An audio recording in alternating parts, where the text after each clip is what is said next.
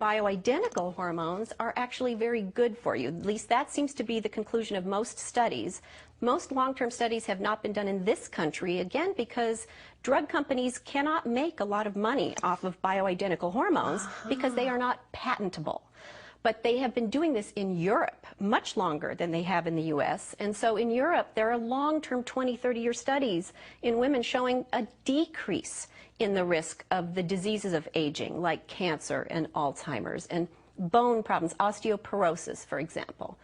So a lot of women, as they get older, they lose bone strength and can have fractures, and there's all these new drugs on the market for that. But if you just replace the proper hormones that your body needs and get enough vitamin D and some calcium, then you wouldn't even need those medicines. So why has it taken, I mean, you're the first person to come on my show and talk about this, although I know people like Suzanne Summers, you know, they've been talking about these things for a while, yes, and Oprah. But even as recently as just a couple of weeks ago, I was accidentally listening to the radio, and a very famous medical doctor on the radio was just railing against hormone replacement therapy like he hadn't got the memo. And I'm thinking, how many doctors are not getting this and thus really not doing right by their patients? Well, you know, women and men are suffering from the lack of the proper information on this, and there are major hormone conferences and places that doctors can go to get this kind of education, but it's just not the standard that most doctors are familiar with. Even my own OBGYN was refusing to give me bioidentical hormones. Why?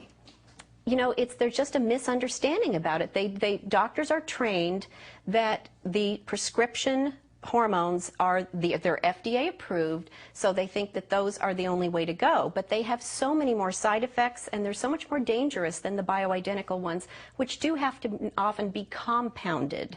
So they're compounded into creams, for example.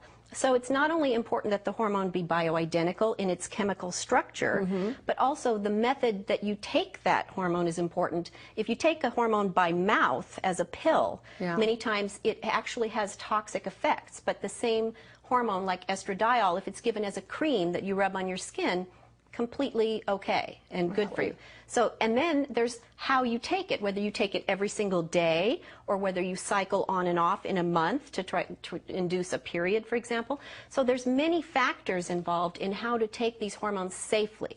So what did you do then to go, I mean, first of all, interesting that your OBGYN wouldn't prescribe and you probably knew exactly what you needed. But so what have you done now with your practice that you're able to sort of get women on the right track? Are you able to prescribe the bioidenticals and so they will come to you? It's actually a simple blood test will tell you whether or not your hormone levels are low.